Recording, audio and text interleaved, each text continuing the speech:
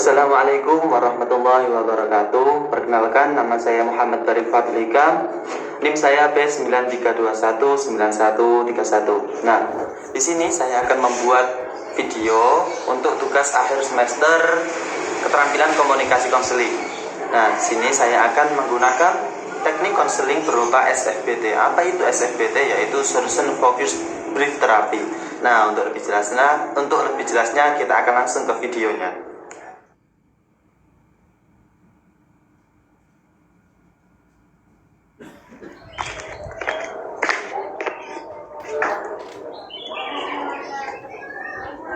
Assalamualaikum. Waalaikumsalam. Bafi. Masuk. Ya, kemarin kok kebetulan. Duduk, Mas. Boleh silakan. Ya maaf, soalnya nggak ada peralatan perpindahan kita.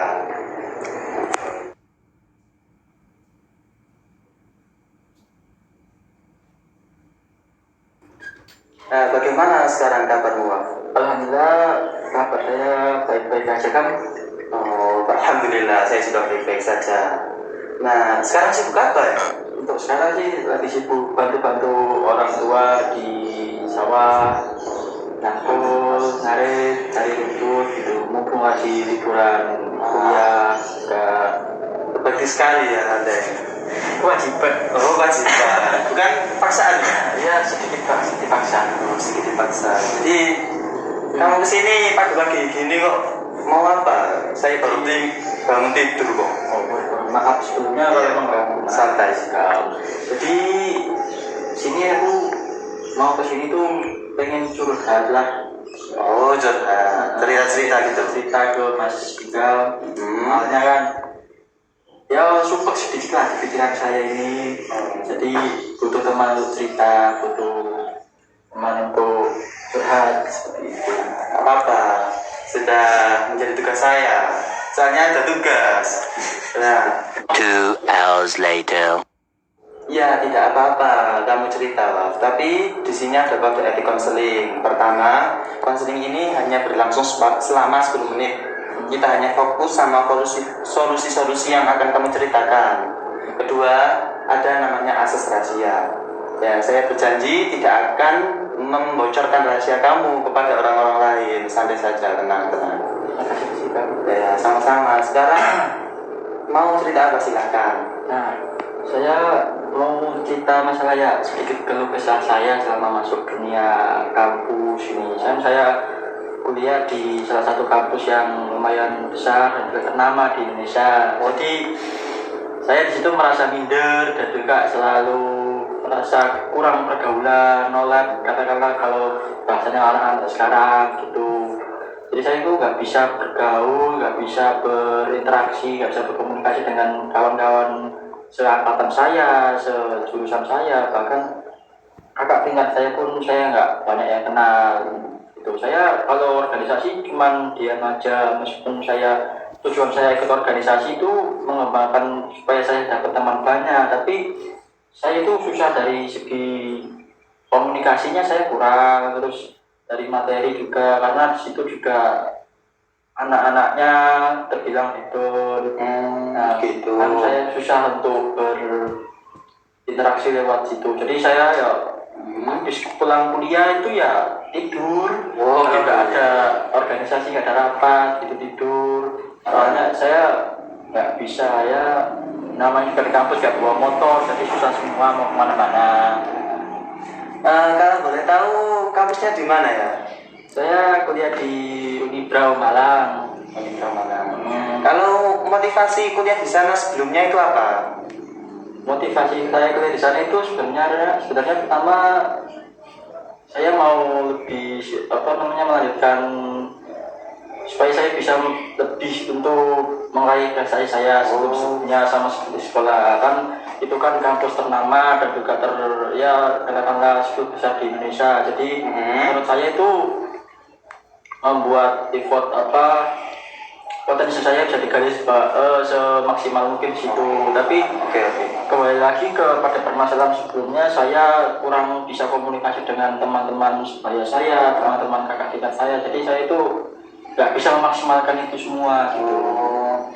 Kalau saya simpulkan masalahmu ini, kamu itu sulit untuk bersosialisasi di kampusmu ya? Iya. Intinya begitu. Iya, gitu. Oke. Anda merasa malu ya untuk bersosialisasi di dunia kampus? Iya mas, gitu. Sekarang ya, saya tanya keinginan kamu ke depannya itu bagaimana sih di dunia kampus? Nah, untuk keinginan saya itu sebenarnya balik lagi ke awal itu saya ingin memaksimalkan potensi saya yang sebelumnya ada di sekolah saya SMA itu kan saya pernah mengikuti berbagai lomba. Nah itu saya alhamdulillah ya pernah juara-juara. Nah kalau di sini kan saya untuk mencari partner atau teman itu sulit sekali di kampus karena potensi saya itu nggak terekspos, nggak termaksimalkan dengan baik. Jadi keinginan saya mendapatkan teman banyak mungkin dan satu frekuensi di mana itu saya nanti bisa memaksimalkan potensi yang ada dalam diri saya. Jadi keinginanmu secara ringkas itu ingin bersosialisasi, mudah untuk mendapatkan teman, begitu ya? Ya, betul. Sekarang kita ke langkah-langkah konselingnya. Saya mau tanya, pertama, prestasi kamu sebelum masuk kuliah ini apa sih? Kira-kira ya, jangan banyak-banyak, sedikit saja. Prestasi ini nggak banyak mas, cuma saya pernah kalau di tingkat regional, di tingkat Kabupaten Jawa Timur, saya pernah buat satu lomba Olimpiade Sosiologi, satu lomba esai kayak ilmiah di Islam, sudah satu lomba di Lalu Kakak Gresik, saya juga. Nah terus di tingkat nasional saya juga pernah juara 3 di Undip, lomba saya ekonomi Undip, terus juara 3 di Unsur Purwakarta. Nah juga saya prestasi paling baik menurut saya pernah menjadi top 5 di lomba kalkulus nasional di Universitas Indonesia. Banyak sekali ya? Cuma 5 kok. Cuma 5 ya? Terus, kalau saya lihat sih prestasimu itu bagus sekali. Soalnya pernah di tingkat nasional. Ya, sekarang, kedua ini kan kamu sulit bersosialisasi di kampus. Tapi sosialisasimu di SMA itu bagus sekali. Nah, bagaimana sih kamu itu untuk mencari teman, untuk bersosialisasi di wilayah SMA, untuk lomba-lomba misalnya? Nah, untuk di SMA dulu itu pertama kan karena lingkupnya lebih kecil, dan juga ada teman satu kelas saya yang ngajak saya lomba-lomba gitu. Jadi itu orangnya dia juga humble, enakan, dan juga bisa diajak untuk berdiskusi. Nah, di satu sisi juga teman saya itu saya dikenal sama teman saya, bahkan dikasih partner, diberikan partner guru-guru saya, dicocokkan satu tim saya dengan ini. Jadi itu hasilnya sebenarnya nggak satu kali langsung cocok gitu, enggak. Jadi butuh beberapa kali penyesuaian dengan teman, ganti lagi yang cocok ada. Nah akhirnya di kelas 2 baru yang cocok dengan orang ini satu kelas saya, dan juga ada teman dari luar kelas saya. Itu sih di SMA. Nah karena konseling kita itu berfokus pada solusi, kira-kira menurutmu solusi untuk permasalahanmu itu seperti apa? Kalau solusi dari saya sendiri itu ya saya nggak perlu berburu-buru untuk mencari teman. Terus ya saya mencoba untuk lebih ekstrovert lagi pada orang-orang, untuk berkenalan lewat organisasi lah utamanya. Nah meskipun saya di area tongkrongan itu ya nggak seperti itu kan, jadi ya saya beralih ke organisasi untuk mencari kenalan banyak mungkin gitu. Nanti kalau udah kenal orang-orang banyak, baru saya cari yang mereka satu frekuensi dengan saya, kayak membuat esai atau lomba-lomba sejenisnya. Itu sih kalau dari saya. Menurut saya itu solusi yang sangat bagus ya. Saya setuju bahwa kamu harus mencari teman itu jangan terburu-buru. Cari yang satu frekuensi, satu tujuan. Misalnya hobi kamu itu menulis. Ya carilah teman yang hobinya menulis. Kira-kira seperti itu. Jadi kamu sudah tahu kan solusi untuk permasalahanmu itu seperti apa. Tinggal menerapkannya saja. Nah, saya mau tanya ya, kira-kira ya nanti malam kamu tertidur, kemudian kamu itu ingin bangun itu menjadi seperti apa sih? Bangun itu Saya ingin banget menjadi seperti ya lebih bisa ekstrovert terhadap orang, lebih bisa untuk mengeksplor lingkungan sekitar, lebih bisa untuk berdiskusi atau berkomunikasi dengan orang banyak, lebih bisa untuk menyuarakan pendapat saya atau gampangnya kalau bahasa sekarang itu speak up lah orang-orang banyak gitu. Nah, gini, saya mau tanya nih untuk yang terakhir. Kira-kira ya dari 0 sampai 10, kamu di dunia kampus sekarang ini nomor berapa? 4. Berarti masih kurang ya. Kalau 10 kan sempurna, maksudnya ekstrovert, bisa bersosialisasi dengan baik. Kalau 4 itu masih kurang ya. Masih kurang. Nah, Sangat kurang.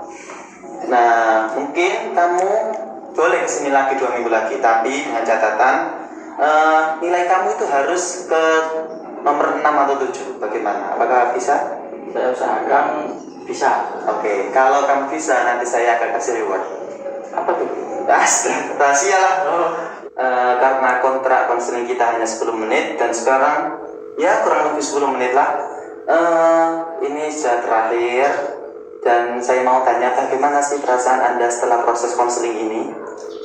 Perasaan saya lebih lega, lebih plong, lebih enakan. Jadi saya bisa ada pemikiran lain yang memberikan saya saran, ada yang memberikan saya masukan, itu rasanya lebih plong. Dan juga bisa mengeluarkan unek-unek atau beban pikiran yang ada di pikiran saya kepada orang lain, itu ya lebih enak saja gitu. Jadi plong dan enak rasanya.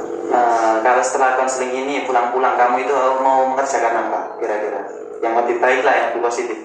Ya pulang-pulang dari sini ya saya pengen istirahat sebentar karena ya sudah mendapat masukan dan juga lebih memikirkan masukan dari Mas sendiri gimana enaknya. Nanti saya akan istirahat terus ya mencoba mengaplikasikan atau mengimplementasikan sedikit-sedikit masukan dari Mas. Oke, ya terima kasih sudah datang sini.